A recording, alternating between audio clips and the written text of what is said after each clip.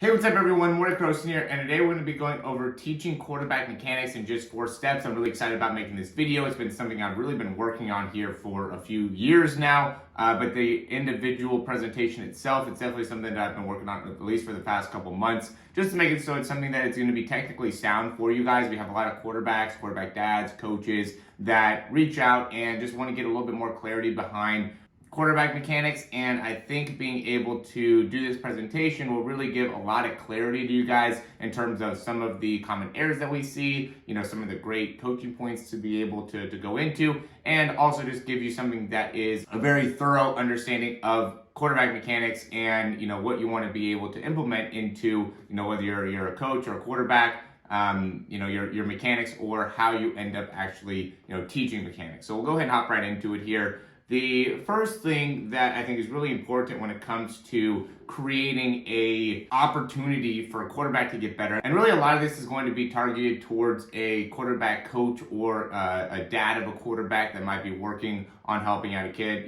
Obviously, if you're a quarterback and you're watching this, you can still get a lot out of it, but just like how the wording is going to be, it's going to be much more towards somebody who's going to be coaching it, not as much towards like an individual quarterback. So the big thing about being able to improve your quarterback's mechanics is trying to create some type of system or process to be able to follow. And this ends up being really important because the more that you can create a routine around improving the quarterback mechanic, that would be for all the quarterbacks in a program, right? So if you have, let's say, 5 quarterbacks, you would want to have some type of 5 to 10 minute period where they could all really focus on what it is that they want to improve within their mechanics, whether it's the elbow position, the wrist flick, the lower body. And you can even segment it to make it so you go over each one of the drills and spend 30 seconds to a minute on each drill to be able to help in all the areas of the throw, or you can make it so each quarterback has a specific part. But again, have a routine, have a process. And another thing is make it simple, right? You want to do something that makes it so it's very easy for you to be able to implement and very easy for them to be able to understand and utilize in order to make it so they have the best opportunity to learn. The next thing is going to be measure progress. And I do think this is really important because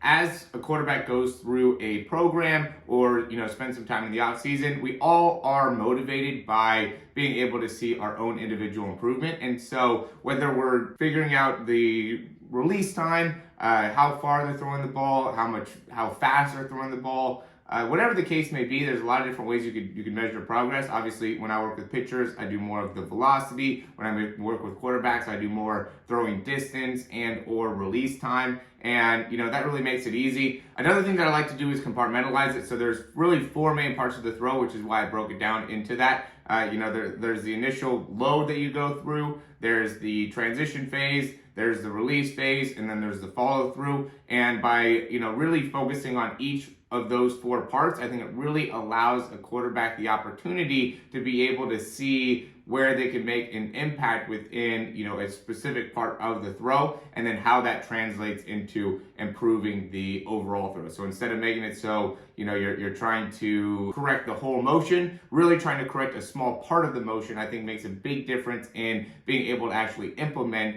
the changes, right? So instead of having the quarterback try to throw the ball all the time and trying to fix it that way, I try to compartmentalize it to make it so they're just working on the load or just working on the transition. Whatever ends up being the main part that is throwing off the whole throw. So then they can really focus on that little part and then apply that to the whole throw. The last part is going to be taking video. The reason I like to take video is to show the quarterback the issue, right? If you don't get to actually see the problem, it makes it a lot more difficult to be able to fix the problem as an athlete, right? So if I don't get to see myself throw, it's hard for me to know where it is that I'm making mistakes. Even if a coach is telling me, oh, you're not doing this, you're not doing this, in my mind, I'm doing it correctly, and until I see it on film, then I can really connect and see what it is that I need to work on. So I think taking video is really important to really be able to connect with the athlete and make sure that you guys are on the same page and how we can get better overall with the mechanics. Just to give you a little bit more information about me as in my background, right? I think that that's important. Some people might think that it's not as important, but others do. So I started with a quarterback coach in 2005.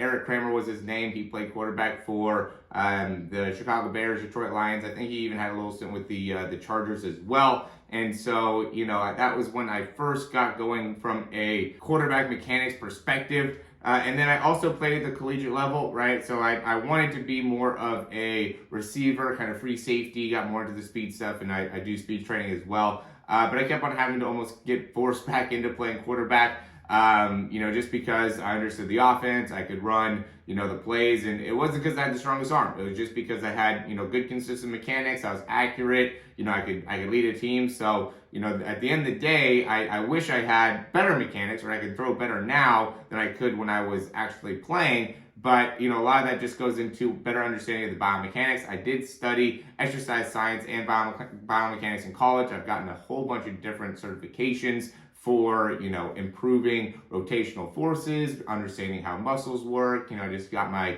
USA track and field, which is more on the sprinting side, but, I've done like TPI and NKT and FMS and a lot of different things that really help me in understanding the big global function of how we're trying to coach athletes to improve, and doing that on a worldwide level. So I don't just work with quarterbacks in, my local area. I work with people all over the world, which has been really, really cool and really rewarding. I've been started that in 2015, just primarily doing it online, and then have been able to really grow that business from there, and really got a lot of great understanding because I look at so many different quarterbacks throw, from the top quarterbacks in the world, the Josh Allens, the Patrick Mahomes, the Tom Brady's, to, your everyday 12-year-old, 13-year-old quarterback. I've got a whole, even we've started with quarterbacks that were pretty young in their development. And, I think the earliest you can do it, the better it ends up being, just because it makes it so they don't have as many bad habits. There are some things that,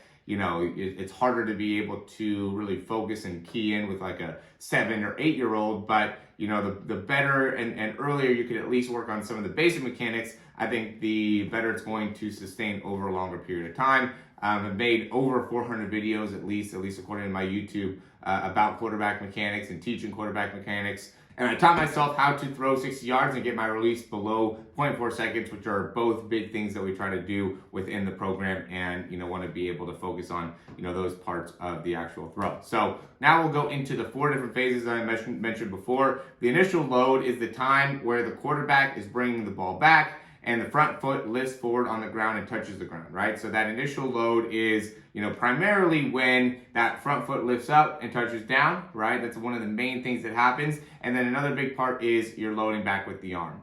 The second part is the transition phase, which is when the hand starts to lift up, right? So usually you would go here with some type of load. Some people will have a really, really limited load, right? Like a Dan Marino doesn't go back for very long, and goes almost immediately into the transition phase, which is where you're lifting up with the throw. And it's that time after the foot touches the ground. So it's the part where you begin shifting from your back leg onto your front leg within the lower body. The release is the time the ball is actually leaving the hand, and at this time, all of the weight is onto the front foot, and then the follow through is after the ball has left the hand, and as you come through with that hand to the opposite hip, it ends up being the follow through in a part where you need to be very, very balanced and controlled within the lower body, and that ends up being really the main part of the follow through, is how balanced are we and where are we following through with the arm. So going into Dan Marino, again, he has a quick load here, so you can see how he is initializing the movement. You can see how his foot is off the ground here until the foot is on the ground, and where he just loads back with the ball. So he starts off here, really quickly just goes right back to there. Okay, here's another example of a load, right? We can see the front foot's off the ground, and then the front foot is hitting the ground. And really, again, Tom Brady does not have a very elongated load here. It's pretty quick overall. And then we'll go into the last one, which is Zach Wilson. So we can see this is a little bit of a longer, more conventional load, where you can see where the hand's starting and then him coming back. There's a few different frames of thought here in terms of that elbow, right? We can go straight back with the elbow, and we can also go, almost kind of back and around with that elbow as well. Just kind of depending on your preference as a quarterback and quarterback coach, and really even how that person's shoulder moves, right? So there's a lot of options there with that initial load with the arm. The big thing is we just don't want to end up really being behind or too far in front with that lower body, and just making it so there's a consistency that's happening within that load. So it doesn't want to be different depending on, throwing it to the right or to the left or things like that. I see that a lot where people really start to change up their load pretty significantly depending on the throw. Some of the common mistakes of the loading phase, right, is straightening the elbow a little bit too much as they're going back, right? So as they're loading, that arm really tries to extend. That ends up being a big problem. Bringing the ball too far back behind the head, is a kind of a double load is what I call it. So, going back to this Zach Wilson video here. So right here, is about where you want to be as far back this way with the ball as you want to be, right? If you end up going with a double load, which is where you load here and then you load here and you keep that elbow back, right? And you just go and lift the hand, right? There's a lot of people that talk about the double 90 position, and I don't say that that's like a bad thing to have, but we don't want to go and immediately, or we don't want to end up loading here and then going into double 90. If we're going to do the whole double 90 thing, you got to basically do that right away. Justin Fields does that pretty well. But other than that, you want to load and then you want to drive the elbow through. And as you still end up getting to a double 90, even if you drive that elbow right through, it just doesn't happen in the same place, right? So it is something that ends up being, for some people, a beneficial cue. It just depends on the individual. Improper initial step, right? So the step is too far, it's too close, or it's inside or outside. The inside or outside are obviously a little bit easier to be able to see and understand. We could see with, like a Tom Brady when we looked at this, his step ends up being, I think, in a good spot. And I see a lot of guys that really take too little of a step, right? Where this front foot ends up being like right underneath the hip. And, I think a lot of people talk about overstriding and the problem overstriding. To me, it's really difficult to overstride. It can be a problem, right? I didn't say that wasn't an issue. I put too far in there as well. But it is really hard to do that, just because how powerful that lower body push-off should be, right? So the more powerful that lower body push-off is, the better step you're going to be able to take. And the better step you're able to take, then the more velocity is getting in the throw. A lot of people that are able to create a lot of force in the throw are taking a pretty long step. The Drew Breeses, the Tom Brady's, the Patrick Mahomes, the Josh Allen's. Those guys are all taking really long steps in their throw, which is why they're able to generate so much force. The loading process just takes too long, right? So if as you're going back and loading the ball, it ends up taking you 0.2 seconds, right? Then you only have another 0.2 seconds to be able to go through the transition phase and the release phase, which just is not enough time, right? Usually the transition phase at least takes, about 0.2 seconds. So you want to be aware of, and this is why I think video is great. It's so easy now to get a phone that has the capabilities of filming at a very, very high frame rate. And so I would definitely take advantage of that if you have the opportunity to, because it makes a big difference in your ability to coach when you can really break it down from a numerical perspective and an objective perspective to really help out with relating to your quarterbacks and making sure they understand how to improve their loading sequence. Next one is a minimal amount of push off and or rotation off the back leg. So when you are initializing the throw, you want to be able to generate a lot of force off of that back leg, right? You want to be pushing and making it so you're getting your momentum going forward, and that should happen as you're loading, right? So you can see here with Zach Wilson how he's getting his momentum going forward as he's still loading the ball, right? So now, and what I usually tell people is that you want to have 60% of your weight on your back leg and you want to have 40% of your weight on your front leg at this point. You could have more on your back leg if you want. There are some people that say you should have more, and I'm not opposed to that, but I think it's a little bit easier to be able to have 60-40 is a good way to really think about it, because what happens is that as you're pushing off this back leg, you do want your lower body to be shifting forward, right? You do want to feel a rotation happening within that lower body, and what's keeping 60% of the weight back here is just the upper body staying back, right? So as you're loading here and you're shifting your weight, you just don't want to have this upper body start to transition over that front foot too quickly, because that really makes a big difference on how you're able to follow through the throw and how much force you're going to be able to put into the throw.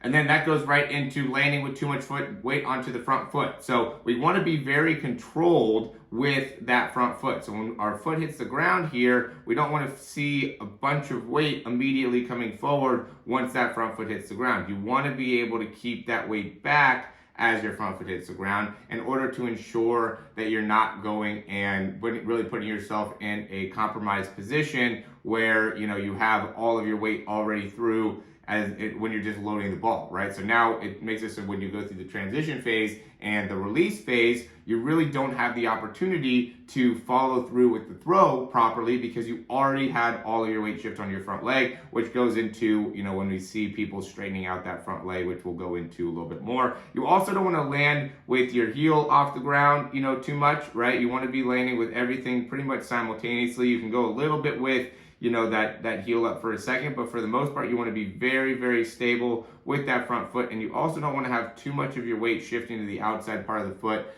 during that initial landing. If anything, you want to have your weight kind of back. And then as you go through, you shift your weight forward and a little bit in to maintain a good quality balance overall during the throw. Another big thing is, just with the load, not bringing the ball back very much, right? Just making it so you don't really load the pec at all. So you can see this is a quality loading of the pec. I see some guys that will just go back and just kind of lift the ball up and try to do like the whole Dan Marino thing. Again, Dan Marino did load the ball back and did put a stretch on his pec. He was just a little bit more of a stiff person, so he didn't need to put as much of a load onto the pec in order to generate some degree of stretch there. But it is important to actually load here in order to really maximize your throw.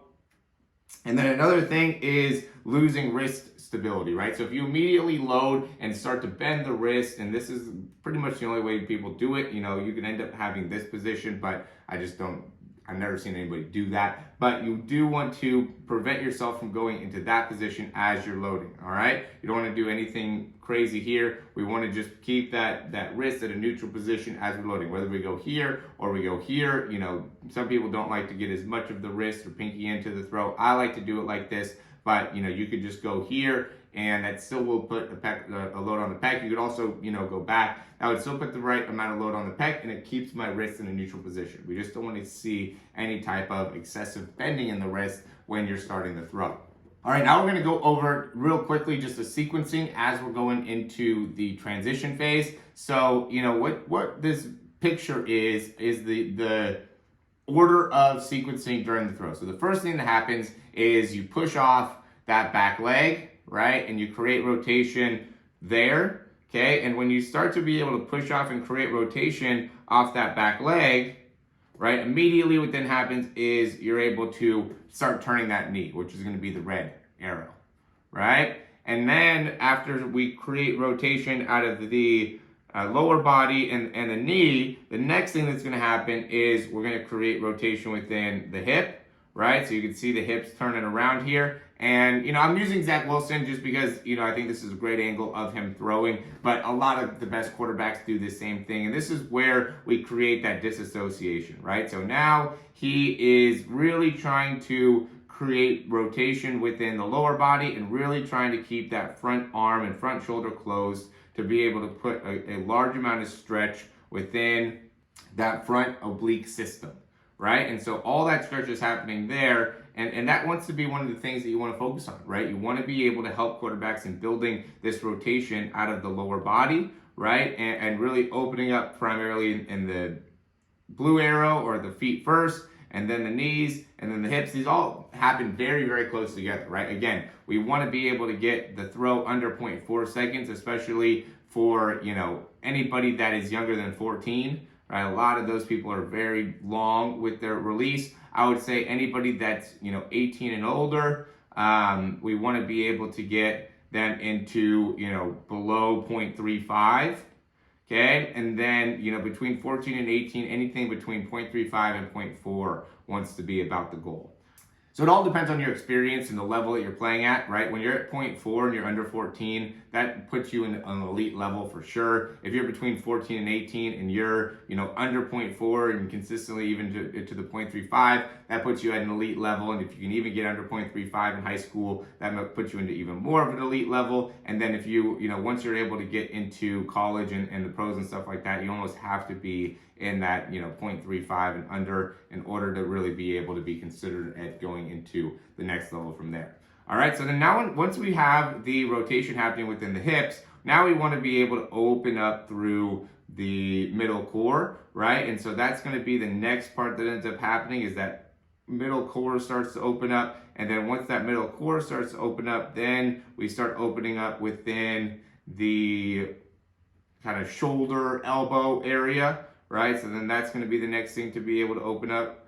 And then from there, now the elbow comes through and the wrist comes through and we finish, right? And what ends up happening is that, the more we can create rotation here and like a separation between those two, right? And then the faster we can then contract that, right? So we create a long stretch within that elbow and front hip, right? And now we want to continue to move both those forward, so those hips continue moving, okay? And the elbow continues moving, the better off you're going to be overall. So that ends up really going a lot into the throwing sequence. You do want to be able to create external rotation here within the arm, which is, getting that arm to be back. So, as he goes and creates the shoulder coming through, then that's probably where there's the longest amount of time from one arrow to the next arrow. So once you get that elbow that front shoulder to open up, the next thing that wants to come through is like the wrist and the hand, right? Because the elbow's already coming through when this front shoulder opens up. And so that ends up being the most amount of time, is that front shoulder opens up and then the wrist coming through the throw. Again, that's probably 0.05 of a second. Okay, so that's the most amount of time in between all the different phases here and the different sequencing. So it all wants to happen from one to the next very, very quickly in order to, again, the goal is to get into that 0.3 range, would be, best case scenario, and something that you want to work towards as a quarterback coach. So, this is something that could really be applied to any age group, right? And we want to just be able to do is set a high level of expectation of what it is that you can achieve. So, just because you're working with somebody that might not be able to be even close to that right now, doesn't mean that we want to lower the expectation. It just means we want to be able to start coaching from where they are, and again, compartmentalize it, right? Break it down into small chunks that will be easy for them to understand and be able to implement. All right, so the initial foot strike, and I think this ends up being the most common thing that I see is an issue, right? So when we get that front foot down, we want to make sure, again, it is with, not too far out, not too close, not too far to either side, okay? And I'm gonna go and use this one here. So we can see, this is Josh Allen, this is gonna be from the backside, and we can see the trajectory of where he's throwing, right? The big thing that you don't wanna get to is you don't wanna be stepping over here, okay? And if you do that, that really throws off the momentum of the throw, because now your body will end up going that way, right? You'll see a lot of people that'll struggle either going to the either side as they're shifting the weight onto the front leg, and that just a lot of times means they either opened up too much or they didn't open up enough during the throw, okay? And so you want to be very, very aware of what you're teaching in terms of where they're landing with that front foot, not only from a vertical perspective, right, taking a long enough step, or if they're taking too short of a step, but also are they stepping too much to the right or to the left, okay? So you definitely want to look at that in order to really help quarterbacks out. I usually say that the step should be about 2 foot lengths longer than the hips, right? So if we were going to have, this is 1 foot, here's 2 feet, right? And so you want to be about 2 foot lengths outside, right? So this is where his foot is, that'd be about 2 foot lengths, right? And he's probably a little bit longer overall, but again, it's hard to overstride, okay, as a quarterback. All right, so, but I think that's a general good rule of thumb, just because I see so many people that just understride. It's a thing that you want to be able to work on in order to really help that shift from that back leg onto the front leg. And as long as that's taught correctly, you do have a lot of opportunity to be able to grow and improve within that area. The step can be open or directly towards that target, right? We already talked about that, so this is a little bit more open, right? Because we can see he's here, target is here. And I really like this probably more, right, is to open up a little bit, just so then you have plenty of rotation in those hips. I find that people that are really restricted within the hips will step a little bit more, inside, and that will really have a big impact on how well they're able to open up their hips as they go through the throw. So make sure that the person is stepping and opening kind of simultaneously there. It really does make a big difference in the throw. Another big thing is having a solid base, right? So we can see here with Mahomes, he's going and landing, and he has a good amount of his weight actually on the inside part of his foot, right? And I talk about how you really don't want to shift too much on the outside. You can shift too much, or you can keep a good amount of weight on the inside as you initiate the throw, and then he just transfers a lot of his weight onto the outside and then forward part of his throw as he finishes. And that's what ends up being really important. You just want to have a very strong, balanced front leg, and we go over a few drills that help you in being able to understand how to absorb weight onto that front leg and make it so it's something that is balanced, right? If you don't have great balance within that front foot, ankle, hip, even knee, then it really impacts how well you can shift all your weight onto that front leg. So we want to be very, very balanced and strong within that front foot in order to really master the throw. And then I also talk about how the toe can open up towards the target. I don't think it's a must, but it is something that you can implement. I've heard a lot of coaches talk about how you got to open up that front foot. It's not something that is 100% necessary. It is something that a lot of people talk about, but again, it's not 100% necessary. All right, in order to properly sequence the weight shift of the body, the arm path has to be very, very efficient, right? So what happens here is if I draw this line here and I draw this line here, so this is just kind of the arm path or the ball path, right? We can maybe make this a little bit wider. And we really just want to stay within this zone, right? So if we were going to go and draw this line, you would just draw it outside the quarterback's head or outside of his shoulder and on the, basically the outside part of the football.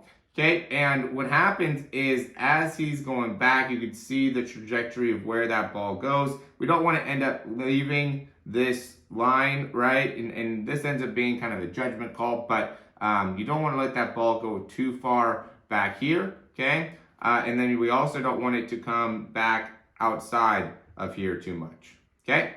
And so you can see how he does a good job of being able to stay within that line, and just trying to make that efficient can cut off a lot of time within the throw. So just looking at the back view, videoing the back view and seeing, drawing these lines and being able to see where the quarterback's body goes will make a huge difference in their throw immediately, and it'll stand out a ton to you in terms of where their arm path is. This means that the ball should just go straight back and then forward. The two common mistakes that I see, one is bringing the ball too far back over here. The other is as they're coming around, bringing the ball too far around as they come back, right? So try to prevent during the load, the ball going too far back over here, and then during the finish, having it too far over to the side here. Another important thing to be able to consider here is when the ball comes out of the hands, the wrist should be at a neutral position, okay? And so you don't want to end up having the ball, that's the common thing, is that the hand ends up being like this,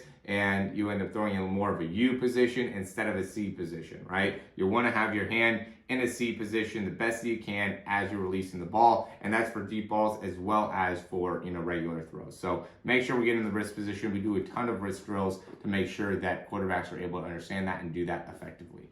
All right, now we're going to go into the transition phase, and really the initiation of the transition phase is when the wrist or elbow starts moving forward towards the target. Okay, so if we go back here, the initiation of that transition phase is going to be when that elbow starts coming through, right? So this is the load, and now transition, right? So now he's started to bring that elbow forward. So that whole part would be the transition phase until the ball comes out of his hands, which would be, right in there. Okay, so this part would be the transition phase, and you can see how much weight is being shifted from the back leg onto the front leg during this transition phase, and you can also see how efficient the throw is in terms of not wanting to spend too much time going back here behind the head. Okay, you can see how much external rotation is created by Patrick Mahomes here, which ends up making a big difference, and how well he's able to then transfer all of his weight forward and through, during that transition phase. So the weight in the lower body should be leading the transition phase, right? And moving ahead of the spine and the head, right? So most of this action wants to be started down here and followed by up here. Okay, so you can see the hips start the motion here, and then the spine and the head follow that initiation. The hips are shifting forward and around, right? So first they're going here during this phase, and then they're rotating all the way through to continue action, right? I see a lot of people that stop in the hips and are just not able to get the right timing with when their hips stop and when the ball comes out of the hands, right? So you can see how Mahomes does a great job of, as his hips are stopping, he's now releasing the ball. And that's exactly what should happen. As you get to end range within the hips, everything should be seeking up. So now the ball is flying out of your hands. That ends up being what is a key part of mastering your transition phase, is being able to create all that force within the hips, within the spine, and then utilizing that in your actual release of the ball. The most important part of the transition phase is just getting through the elbow and the wrist efficiently and quickly, right? That ends up being a part of being able to generate power, is how well do you really drive that elbow and wrist through during the throw. And if you're not able to create very much power in your throw, it's a lot of times because you're just not very efficiently and quickly driving with the elbow, driving with the wrist. And just thinking about that can add significant amount of velocity and power on your throw immediately. And at the end of the day, the transition phase is the most important part, and you really want to be able to get really good at teaching the transition phase, because this is going to determine the throw, right? I always tell people that if people are not able to do their load correctly or not able to do their release correctly, it tells you a lot about the throw. In terms of how well it's going to actually be from a velocity, accuracy, whatever standpoint, right? So you have to be good at your load, you have to be good at your release, or, great at your load, great at your release. But a lot of the things that are going to be able to be fixed within both of these are going to be able to be seen within the transition phase, right? So if you fix parts of the load, you should have a better transition. And if you fix parts of the release, you should also have a better transition. So the actual improvements a lot of times happen here that end up being the beneficiaries of these areas, right? Not to take away any of the importance of these areas, but to really put a big focus on the transition. Seems to be the biggest difference that I see from NFL starting quarterbacks in comparison to, novice quarterbacks. All right, and then common mistakes of the transition phase is allowing the nose of the football to point upwards for too long, right? So there's one, little point here where you could end up having that nose of the football facing straight ahead, but you really want to, as quickly as you can, get that wrist to get on top of the ball. The more time that you spend with that nose of the football facing up, the more likelihood that you're not going to be able to get the wrist back into a C position as you finish the throw. Another common thing is opening up that front shoulder immediately, right? And so what you want to be able to do is, to the best of your ability, create rotation here, right? So you can see that where he's creating this rotation within the lower body, right? See this, boom, and make it so the hips are leading the action, right? So see how those hips are leading, and now he's opening the shoulder right here. Okay, so the hips are leading the action. Don't open up that front shoulder. Shifting the body weight to the side and backwards rather than forwards. Okay, so instead of the weight shifting forward, right? So you can see how he's going through, and a common thing that I'll talk about is the relationship between the head and that front foot, right? We want that to be pretty well aligned. So even though he's bent over to the side a little bit within the spine, his head isn't way outside of that front foot, right? And so that ends up being the most common thing, is that I see people transition their weight to the side rather than forward, right? And you want to be able to transition your weight forward. Another thing that I'll see is people really stop their momentum, right? So as they get to this point, they really extend that leg and stop the momentum, which is why I say they have their weight going backwards, right? And not having their weight transitioning forward and through the actual throw. Another common thing is allowing the ball to get too far away from the body. So as they're coming through here, the ball ends up getting really far away, right? Because this is all going to be before the release. So if the ball is here and that elbow is all the way extended, so the ball ends up allowing itself to get that far away from the body, it's going to really impact your ability to be accurate when you're throwing the ball. Another big thing is dropping the elbow. I see this so commonly, right? So what happens is they'll go through the throw, they'll load here, and then as they're coming through, this elbow will really drop. So if we see this position here, the elbow will drop down to here. Okay, so instead of driving up through the elbow like you see Mahomes is doing, you'll see people's elbow drop down, right? And I'm using this as a way for you to be able to actually see what Mahomes is doing, and I'll send this video over with this as well so you guys could reference this, but what Mahomes is doing in comparison to what your quarterback is doing. So if you see that elbow drop, you got to fix it, you got to work on it. It's something that takes a long time, right? So you got to be persistent with it, but you have to be able to correct it because that's going to have a huge impact on the ability to improve from a performance perspective, and it's also going to cause a risk and a potential risk for injury. Leaning over the spine, which I already talked about, ends up making it so people are shifting their weight to the side instead of forward, right? But another way of seeing that is just too much side bend within the spine. You could have some degree of a spine bend, right? You're not going to be perfectly straight with the spine, okay? But we just don't want to see so much side bend that it's preventing how well we could shift our weight forward and through during the throw. And then losing the neutral position of the wrist is probably, again, one of the most common things that I see with quarterbacks is that they just lose that neutral position with the wrist, which really ends up making a big difference in their ability to throw the ball. Now we got the keys to a great release, okay? And this is so important, guys. The release ends up being the most critical part of the throw, all right? So when you're throwing the ball, the hand, wrist, and elbow need to be aligned, okay? So the ball, the hand, wrist, and elbow have to be, they're gonna be slightly off to the side, but they need to be aligned. They can't be here.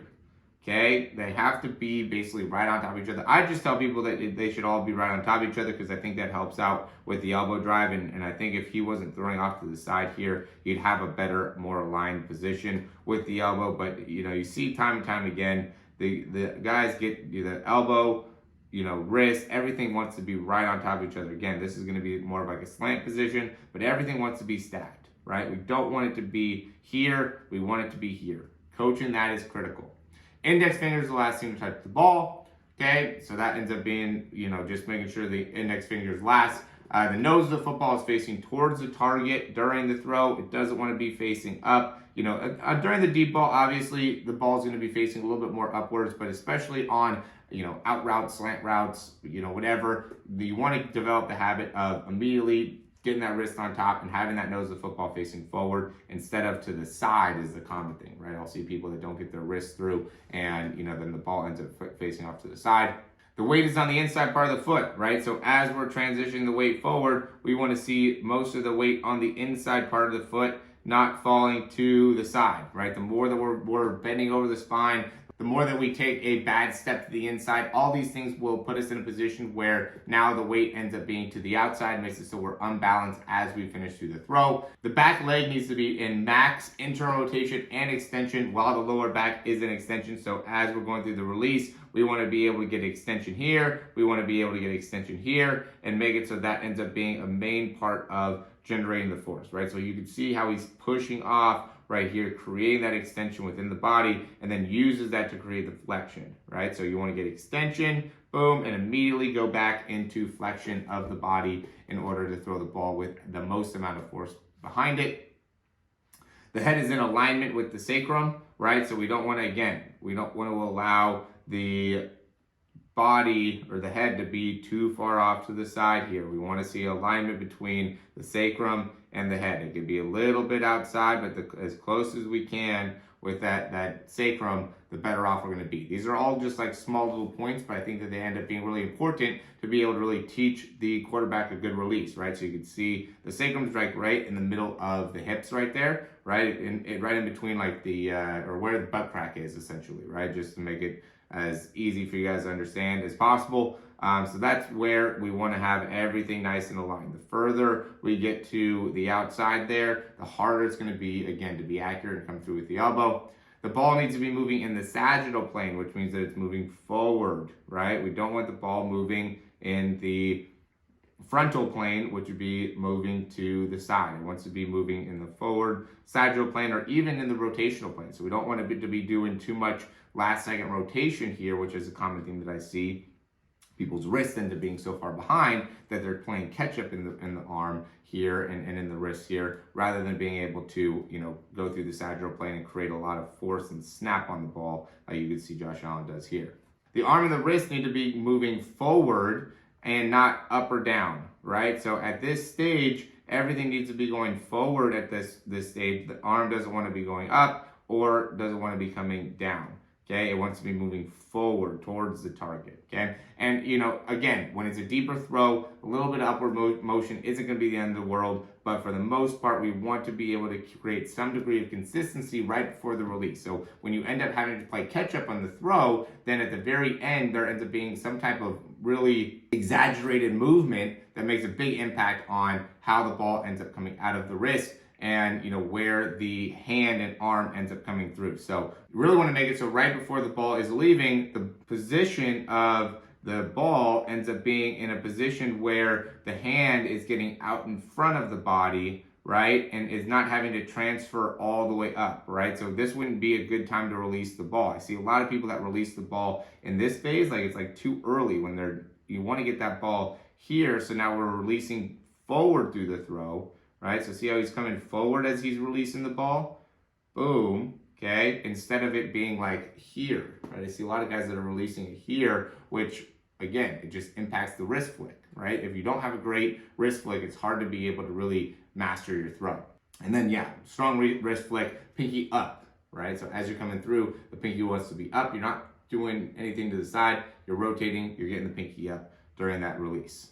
Keys to a great follow through and finish, right? So balance. As you finish through, we want to be in balance. We want our weight to be moving forward through the finish, not stopping, right? So we see as he's finishing, he still has his weight going forward. He's still rotating through the throw. He's not stopping his momentum. I see that's all the time, guys. I see people that are stopping their momentum. They're killing how much velocity, how much throwing distance they can get on the throw, okay? The arm is moving down and across the body during the release, okay? Down and across.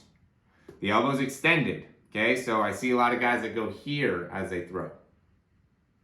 We want to extend, right? We want to continue through the action of the throw and extend through the elbow and come down and across. We don't want to lock the elbow in and not have any flexion. So see, as he's releasing, he's got full extension there. As he comes around even, he maintains that extension through that arm, which is, a great way to be able to resist any type of elbow problems and stuff like that. I see a lot of people with elbow problems that a lot of times are not extending all the way through the throw. And in my opinion, that ends up being a primary reason why they have the elbow problem. The weight wants to be on the front leg, okay? Shifting all your weight onto the front leg. Don't keep that weight onto your back leg. You want to stay balanced. Chest and spine are upright, okay? We don't want to be going down like a pitcher. We don't want our chest to be facing downwards. We want our chest to be upright. We want our spine to be upright. Keeping that front hand at the chest too, right? So you can see as he's coming through and he's following through, he's keeping that front hand at the chest. He's not going and allowing that front hand to really open or get away from the chest. And the arm and wrist are moving forward and not up and down, right? So as you're coming through again, we want this to be moving forward initially, then it comes down afterwards. But again, we want to be moving the hand and wrist forward. I really put a big emphasis on that because I think that's really important for you guys to understand why there may be some degree of throwing velocity or power problem. It's a lot of times because as you're releasing the ball, the hand is not moving in a forward trajectory, it's moving up or down. Keys to accuracy, neutral wrist position. We got to keep that wrist in a C, not a U. Consistent release and arm path. So whether you're throwing it to the right, to the left, deep ball, underneath ball, want to have some consistency. There's going to be some changes, obviously, to all those different types of throws, but there needs to be consistency with it, right? Whether, even if you're making changes within those throws, every time you throw to the left, it should be consistent. Every time you throw to the right, it should be consistent. What ends up being the big problem here is that there's too much variability between 5 different throws to the right side. When you throw 5 comebacks in a row to the right, the weight should be able to shift onto the front leg properly. The elbow should get into the right position. The wrist flick should be consistent. All that needs to be consistent, which is why drilling it, working on it in early outs or before practice, 5 to 10 minutes, working on the release, working on the weight shift, working on drop backs, that makes a huge difference in what ends up being the product that is put out on the field in comparison to just not doing that extra little work. 5-10 minutes, all you need, makes a big difference. Keep your eyes on the target during the release, right? You don't want to be looking at the ball. We all want to look at the spiral, right? But you want to, at the release, at least keep your eyes on the target. If you have to look at the ball, at least let the ball leave your hand before you're looking up at it,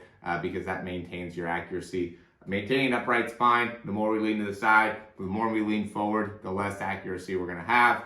Avoiding throwing the ball sidearm, okay? So if you throw the ball sidearm, you're just not going to be as accurate. That's just what ends up being the reality here. A balanced follow through and finish.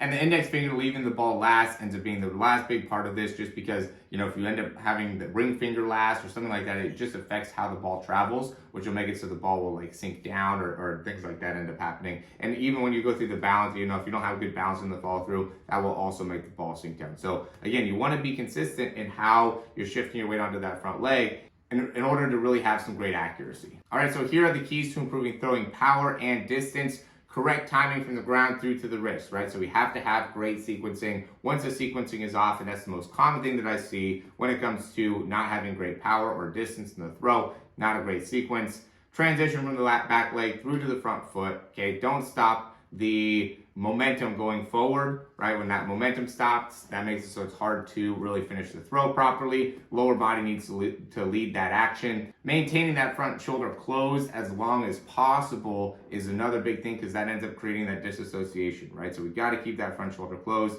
and really lead, again, through the hips in the throw. Adequate external rotation, internal rotation of the shoulder. So there's going to be some drills, going to be some exercises that come along with this video, and just being able to build adequate amounts of external rotation, which is here, right, and internal rotation, which is here in the shoulder. You have to have plenty of shoulder range of motion in order to have the right amount of throwing power and distance in the throw.